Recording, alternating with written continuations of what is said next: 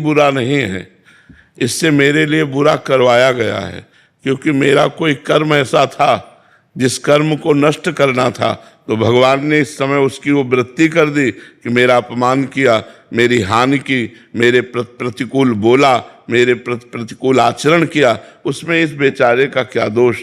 मेरा ही कर्म, निजकृत कर्म भोग सुन भ्राता। मेरा ही कर्म था, जिस कर्म ने मुझे दुख दिया तो उस पर गुस्सा न करे। कोई हमें दुख सुख नहीं दे सकता, ये बात ध्यान रखना।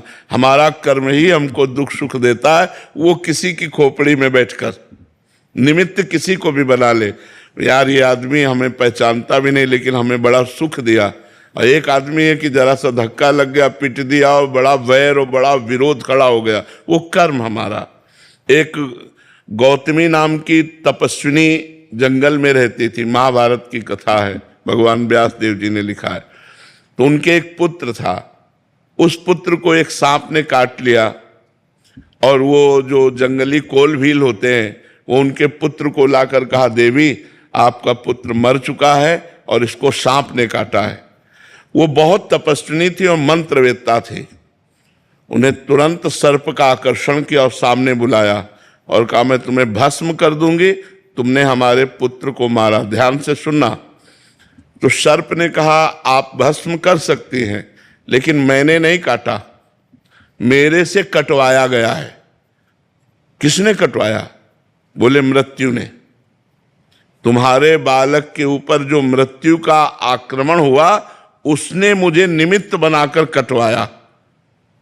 तो उनकी बात समझ में आ गई, तपस्विनी थी, उन्होंने मृत्यु का आकर्षण किया। मृत्यु से कहा, मैं तुम्हें भस्म कर दूंगी, तुमने बालक को सर्प से कटवाया। तो उसने कहा, मैंने नहीं कटवाया, काल ने। काल के द्वारा मैं मृत्यु प्रेरित थी और मैं मृत्यु से प्रेरित होकर सर्प ने काटा, मैं तो एक निमित्त। मृत्यु ने कहा, वो तो काल है, काल का आकर्षण किया, और काल महाबली भगवान का स्वरूप है। उन्होंने कहा, तुमने हमारे पुत्र को क्यों मृत्यु से प्रेरित करके, सर्प से प्रेरित करके कटवाया? तो काल ने कहा, हमने नहीं किया, तुम्हारे बालक के कर्म ने। कर्म से प्रेरित काल, काल से प्रेरित मृत्यु, मृत्यु से प्रेरित सर्प। घूम के बाद कहा है कि तुम्हारे बालक का कर्म ऐसा था जिससे इसको सर्प ने काटा।